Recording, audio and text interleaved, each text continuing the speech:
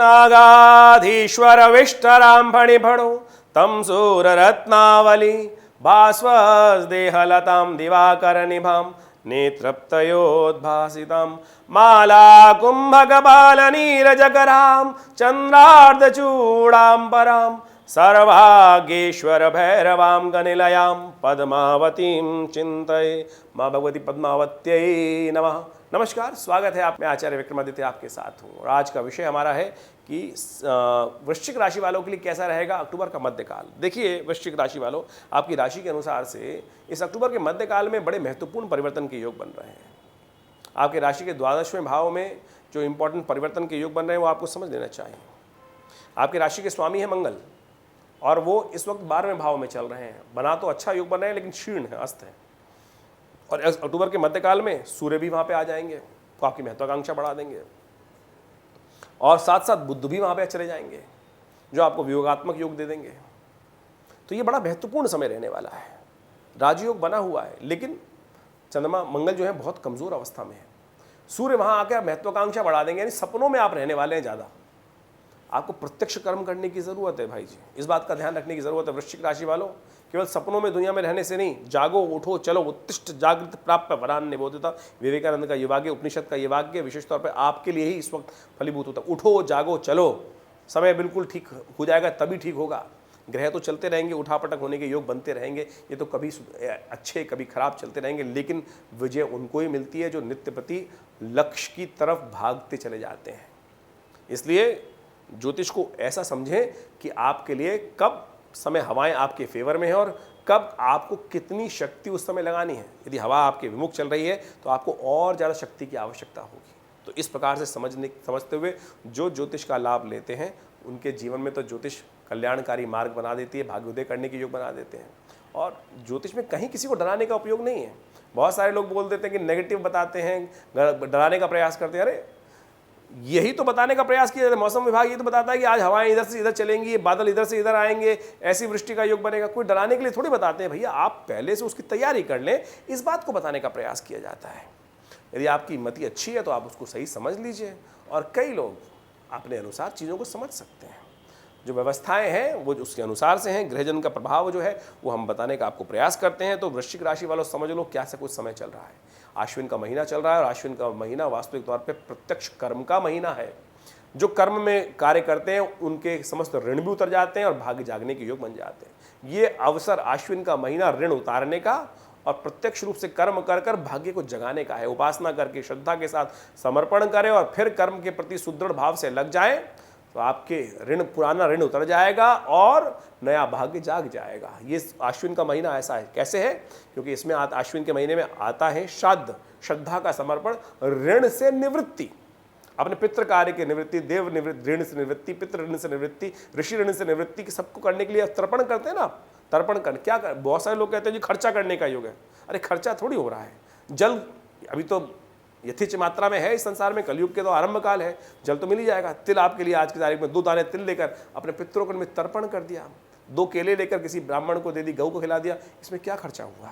श्रद्धा का समर्पण है, खर्चे का समर्पण नहीं है। अब वो विधि विधान कर्मकांड आपके कई लोगों ने बना दिया, उसमें आप फंस जाओ तो उसमें शास्त्र की गलती नहीं है। आप कहीं जाते हैं काम करने के लिए, कई लुटेरे भी बैठे होते हैं आपके लिए।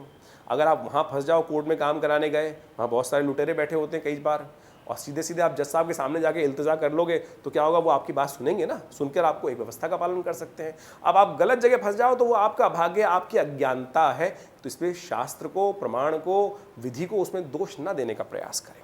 मैंने कहा पितृ से ऋण से निवृत्ति कर कर फिर आते हैं नवरात्र, और नवरात्र में भगवती की आराधना 9 दिन कर कर अपने भाग्य को जमा करें। इस बार तो नवरात्र बहुत ही सुंदर आ रहे हैं। भगवती गज पे आरूढ़ होकर आ रही हैं, विशेष तौर पे गज पे आरूढ़ होने के महालक्ष्मी का स्वयं प्रतीक बन के आ रही हैं। तो आपके भाग्य जगाने के सुंदर अवसर मिलने वाले हैं। तो आप उसका लाभ लेने का प्रयास कीजिए। वो सारा सिलसिलेवार तरीके से हम आपको बताएंगे। साथ साथ इस आश्विन मास में 5 शनिवार पड़ रहे हैं। इस बार आश्विन मास में 5 शनिवार जब पड़ते हैं तो कहा जाता है कि महती भूमि जो है हिलती है, भूकंप आने के योग बनते हैं, कई प्रकार से अनिष्ट होने के योग बनते हैं, साथ साथ अशांति के योग बनते हैं, युद्ध का योग बनते हैं, व्यापकता, राज्य में अस्थिरता आने के योग बनते हैं। तो ये सब जो योग है वो आप सब समय समय पर देख सकते हैं। और साथ साथ आश्विन के प्रथम पक्ष में क्या हुआ एक तिथि बढ़ी एक तिथि घट गई, और यदि तिथि में घटी बढ़े हो तो स्पेकुलेशन बिजनेस वालों के लिए समस्या उत्पन्न हो सकती हैं कि जो स्थितियां हैं ग्रहों की उठापटक के कारण से कई बार नुकसान होने के योग बन सकते हैं। स्थिति को समझते हुए आपको कार्य करने का प्रयास करना चाहिए, और सब समझ के कार्य करेंगे तो बहुत सुंदर तरीके से आप लाभ ले पाएंगे। सिलसिलेवार तरीके से समझ लीजिए क्या कुछ ग्रह योग दिखा रहे हैं आपको। 11 अक्टूबर की बात करते हैं, बृहस्पतिवार का बुधवार का अवसर है, द्वादशी तिथि है, आश्विन मास के कृष्ण पक्ष की, और साथ साथ सिंह राशि में चंद्रमा चल रहे हैं। और आपकी राशि के अनुसार यदि बात करें तो बड़ा सुंदर योग बन रहा है आपके लिए, लाभ के योग बन रहे हैं। आप यदि सही रूप से कार्य करेंगे तो बहुत सुंदर तरीके से सफलता और साथ साथ आपके धन लाभ की स्थिति बनती दिखाई दे रही है। ऐसे में उपाय के तौर पर और अच्छा करने के लिए सबसे श्रेष्ठ आपके लिए ये रहेगा कि आप भगवान विष्णु की उपासना करें, भगवान विष्णु के मंदिर में जाकर भगवान को तुलसी दल अर्पित करें, पंचामृत अर्पित करें, चरणामृत उनका ग्रहण करें। द्वादशी का श्राद्ध इस दिन किया जाएगा, ये आपके लिए शुभ रहेगा। 12 अक्टूबर की बात करें तो उस दिन बृहस्पतिवार का अवसर और त्रयोदशी तिथि, उस दिन त्रयोदशी तिथि है, त्रयोदशी का श्राद्ध किया जाएगा, और ये योग बहुत सुंदर बन रहा है, आपकी राशि के अनुसार से कल्याणकारी योग बनने वाला है।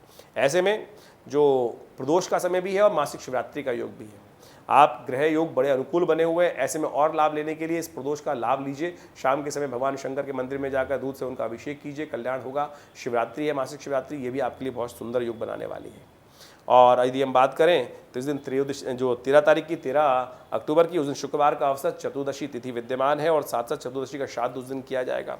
शुक्रवार का अवसर, ग्रह योग आपके लिए बड़े अनुकूल हैं और आपके लिए लाभ की स्थिति बनाएगी। बुध के साथ चंद्रमा का सुंदर योग जो बन रहा है ये आपके लिए बड़ा अच्छा है और लाभ की स्थिति प्रशस्त कर रहा है। ऐसे में आपको एक बात का ध्यान रखना चाहिए केवल कि आप अपने पिता की सेवा करने का प्रयास करें, गुरुजन की सेवा करने का प्रयास करें, उनका आशीर्वाद लेने का प्रयास कीजिए। उनके आशीर्वाद से आपकी किस्मत जागने के सुंदर योग बन सकते हैं। ऐसे में जो फक्कड़ किस्म के लोग हैं उनसे बचने का प्रयास कीजिएगा, जो बिकॉज इधर ना ठौर ना ठिकाना, उनके साथ यदि जुड़ के काम करोगे तो वो कहीं ना कहीं धोखा दे सकते हैं। इस बात का ध्यान रखते हुए कार्य करने का प्रयास कीजिएगा। 14 तारीख को विशेष तौर पर शनिवार भी पड़ रहा है और अमावस्या भी पड़ रही है, और सर्वपित्र कार्य के लिए अमावस्या बड़ी प्रशस्त कही गई है। समस्त अमावस्याओं में सबसे श्रेष्ठ अमावस्या है पितृ ऋण से निवृत्ति प्राप्त करने के लिए, इसलिए इस दिन अवश्य तर्पण करें। भूले बिसरे जो भी आप यदि किसी तिथि को करना भूल गए हैं पितृ के श्राद्ध, तो उस दिन अवश्य आप कर सकते हैं श्राद्ध शुद्ध पुण्य। और साथ साथ गायत्री का जप करें, अपने पितरों के निमित्त तर्पण करें, पितृ गायत्री का पाठ करें, ब्राह्मणों को भोजन कराएं, गौ ग्रास निकालें। ये सब कार्य अवश्य करके लाभ ले सकते हैं। ग्रह योग आपके अनुकूल हैं, सुंदर तरीके से लाभ की स्थिति बन रही है। चंद्रमा और बुध आपकी राशि के अनुसार से यदि हम बात करें तो बहुत सुंदर योग बना रहे हैं आपकी राशि के अनुसार से एकादश में भाव बैठकर। लेकिन बच्चों का ध्यान रखने का प्रयास करना चाहिए, बच्चों के लिए समय थोड़ा भारी पड़ सकता है, उनका स्वास्थ्य का ध्यान रखते हुए आपको कार्य करने की ज़रूरत है। यदि हम बात करें 15 तारीख की, बहुत सुंदर तिथि है और उस दिन नवरात्र आरंभ हो रहे हैं। शारदीय नवरात्र अपने आप में सिद्ध मुहूर्त होते हैं और इस दिन भगवती की आराधना करके आप समस्त प्रकार के कष्टों से निवृत्ति का योग बना सकते हैं। ऋण से आप निवृत्त हो गए, जो अपने श्राद्ध इत्यादि कर्म किए, अब अपने अकाउंट को बढ़ाने का प्रयास करना है, पुण्य के अकाउंट को बढ़ाने का प्रयास करना है। और इस बार नवरात्र बेहद खास है। नवरात्र के दिन ग्रहों का योग परिवर्तन की तरफ भी जा रहा है। चंद्रमा सुबह सुबह सूर्योदय से पहले परिवर्तित हो चुके हैं और ये परिवर्तन का योग आपके लिए बड़ा महत्वपूर्ण रहेगा। ध्यान रखिएगा, धन आगमन के सुंदर योग बनते दिखाई दे रहे हैं, लेकिन साथ साथ खर्चे भी कुछ आपको परेशान कर सकते हैं, तो खर्चे थोड़ा सा लीकेज बंद करने का आपको प्रयास करना चाहिए। स्वास्थ्य का ध्यान रखते हुए कार्य करना चाहिए। इस बार नवरात्र जो है वो बड़े सुंदर तरीके से आए हैं। भगवती गज पे आरूढ़ होकर आ रही हैं, ऐरावत पे आरूढ़ होकर आ रही हैं, बड़ा कल्याणकारी योग बनाने वाली हैं। ऐसे में भगवती का विशेष तौर पर ध्यान करते हुए उनका पूजन करें, कलश स्थापना करें। कलश स्थापना का मुहूर्त जो है वो सुबह से सूर्योदय से लेकर मध्याह्न से पहले पहले बड़ा सुंदर रहेगा। इसका लाभ ले, रविवार का अवसर है, बड़ा सुंदर योग है, इन सबको आप करने का प्रयास कीजिए। हमने विवेकानंद योगाश्रम में बड़ा सुंदर यज्ञ रखा है जो 9 दिन चलने वाला है। दुर्गा सप्तशती का संपूर्ण 700 मंत्र है उनका यज्ञ रहेगा। सहस्त्र चंडी का सुंदर कार्यक्रम रहेगा जो नित्य प्रति शाम को 6 बजे से आरंभ होगा और रात्रि में करीब करीब 9 बजे तक चलेगा। तो आप सब उसमें सम्मिलित होकर यज्ञ में लाभ ले सकते हैं। और साथ साथ ग्रह गणना के अनुसार से हम बात करें 16 तारीख की, तो उस दिन सोमवार का अवसर, द्वितीया तिथि, और ग्रह योग बड़े शुभ बने हुए हैं आपकी राशि के अनुसार से, लेकिन थोड़े खर्चे बढ़ते दिखाई दे रहे हैं। ध्यान रखिएगा, अननेसेसरी की महत्वाकांक्षा आपको कहीं कष्ट में फंसा सकती है, तो बेकार की महत्वाकांक्षा ना रखें और थोड़ा आलस्य में ना रहें। एक बात ध्यान रखिएगा, चंद्रमा के साथ साथ मंगल जो हैं वो विशेष तौर पर जो जहाँ योग बन रहा है और वो सुबह सुबह थोड़े से क्षीण है। चंद्रमा दर्शन शाम को होगा, उसके बाद चंद्रमा में शक्ति आ जाएगी, लेकिन चंद्रमा उससे पहले थोड़े क्षीण रहेंगे। मंगल वहाँ पहले से अस्त है, तो ऐसे में थोड़ी हिम्मत को जगा कर कार्य करने का प्रयास करें, गुरुजन का आशीर्वाद लेकर कार्य करने का प्रयास करें। चंद्र दर्शन शाम को होगा, ये चंद्र दर्शन बेहद खास है। कई बार भादों के चांद को दर्शन कर लेते हैं लोग, भाद की चौथ को और तब उसका दोष लग जाता है, उससे निवृत्ति का योग है। तो आज चंद्र दर्शन कर कर भगवान भगवती का स्तवन करें, गौ दर्शन करें, पिताजी का माताजी का आशीर्वाद लें, कल्याण होगा। 17 तारीख को ग्रह गणना विशेष तौर पर दिखा रही है कि मंगलवार का अवसर, तृतीया तिथि और साथ साथ वृश्चिक राशि में चंद्रमा का परिवर्तन होगा रात दोपहर को करीब 2 बजे के आसपास। ये परिवर्तन आपके लिए बड़ा महत्वपूर्ण रहेगा। चंद्रमा 12वें भाव से निकलकर आपके लग्न में आएंगे, लेकिन थोड़े क्षीण है, उनको शक्ति देने का प्रयास आपको करना चाहिए। और साथ साथ उस दिन सूर्य का परिवर्तन भी हो रहा है, तुला राशि में 12वें भाव में जाएंगे सूर्य, लेकिन संक्रांति का पुण्य अगले दिन माना जाएगा। तो इन सब का प्रभाव क्या होगा उसके लिए हम अलग से वीडियो बनाएंगे कि 1 महीने तक सूर्य आपके लिए क्या कुछ करने के योग बनाएंगे। ऐसे में जो चंद्रमा कमजोर है उसको शक्ति देने के लिए क्या किया जाना चाहिए, उस दिन भगवती को सिंदूर अर्पित करने का प्रयास करें, भगवती को समस्त श्रृंगार की सामग्री, चंद्र घंटा भगवती की आराधना करने का दिवस होता है, तो अवश्य विशेष तौर पर भगवती का ध्यान करते हुए समस्त भगवती को श्रृंगार का सामान है वो अर्पित करने का प्रयास कीजिए, कल्याण होगा। 18 तारीख को ग्रह गणना विशेष तौर पर दिखा रही है कि बुधवार का अवसर है, चतुर्थी तिथि है, और साथ साथ उस दिन बुध ग्रह परिवर्तन की तरफ जा रहे हैं, वो भी 12वें भाव में चले जाएंगे, तुला राशि में आपके अस्त अवस्था में। ऐसे में अस्त अवस्था में जाना बुध का थोड़ा सा आपके लिए 12वें भाव में अशुभ नहीं है, थोड़ा सा कमज़ोर जरूर दिखाई देता है। तो ऐसे में बुध को प्रशस्त करने के लिए थोड़ा उपाय आपको करने की ज़रूरत है। बुधवार का अवसर है, एक काम करें, गौशाला में पेठा मिल जाएगा, हरा पेठा, वो आप दान करने का प्रयास कीजिए, उसकी बलि देने का प्रयास कीजिए। भगवती के मंदिर में जाकर पेठे को की जो मिठाई बनती है उसका भोग लगाने का प्रयास कीजिए। सर्वार्थ सिद्ध योग विद्यमान है, जो विशेष तौर पर सुबह सूर्योदय के 7 से लेकर रात्रि में 8:50 तक रहेगा। तो उसको नया कार्य आरंभ करना हो तो राहु काल को छोड़कर आप उसका लाभ ले सकते हैं। 19 तारीख को ग्रह गणना विशेष तौर पर दिखा रही है कि बृहस्पतिवार का अवसर, पंचमी तिथि, और ग्रहों का योगायोग आपके लिए अनुकूल है। थोड़ा सा ध्यान रखते हुए कार्य करें तो थोड़ा दूध का दान करना आपके लिए बड़ा अच्छा दिखाई देगा, क्योंकि इस दिन विशेष तौर पर पंचमी है और चंद्रमा जो है शून्य अवस्था में है। चंद्रमा आपके लग्न में बैठे हुए हैं शून्य अवस्था में, तो चंद्रमा को बल देने के लिए चावल और खीर का दान करना, खीर बना के भगवती को भोग लगा सकते हैं। उस दिन स्कंद माता जी का विशेष तौर पर दिवस है। प्रथम शैलपुत्री च, द्वितीयम ब्रह्मचारिणी, तृतीयम चंद्र घंटेति, कुष्मांडीति, चतुर्थकम पंचम स्कंद मातेति। माता का वास्तविक स्वरूप गोद में माँ भगवती के स्कंद स्वयं विराजमान है, कार्तिकेय जी विराजमान है, और उनका भगवती के साथ पूजन किया जाता है।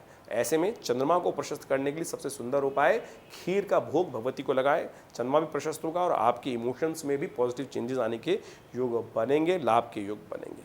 20 तारीख को ग्रह गणना विशेष तौर पर दिखा रही है कि शुक्रवार का अवसर, षष्ठी तिथि, कात्यायनी भगवती की आराधना करने का अवसर, और ग्रह योग आपके लिए पॉजिटिव रिजल्ट लाने के योग बना रहे हैं, और ये पॉजिटिविटी आपके लिए बड़ी अनुकूल रहेगी, धन आगमन की सूचना देगी, पॉजिटिव रिजल्ट आने की सूचना देगी, और आपकी माता जी के आशीर्वाद से आप जो भी कार्य करेंगे कल्याण के योग उसमें अवश्य बनेंगे। तो सुबह सुबह अपने माता पिता का सुंदर आशीर्वाद लें, उनका पूजन करें, गौ का पूजन करें, और फिर अपने काम पे लगें, कल्याणकारी योग बनते दिखाई दे रहे हैं। कात्यायनी दिवस की देवी की आराधना का अवसर है। माँ भगवती के निमित्त लाल पुष्पों की माला भगवती को अर्पित करें, लाल वस्त्र भगवती को अर्पित करें। सर्वमंगल मांगल्ये शिवे सर्वार्थ साधिके शरण्ये त्र्यंबके गौरी नारायणी नमोस्तुते, इस मंत्र का जप करें, स्तवन करें, कल्याण का योग बनेगा। नमस्कार।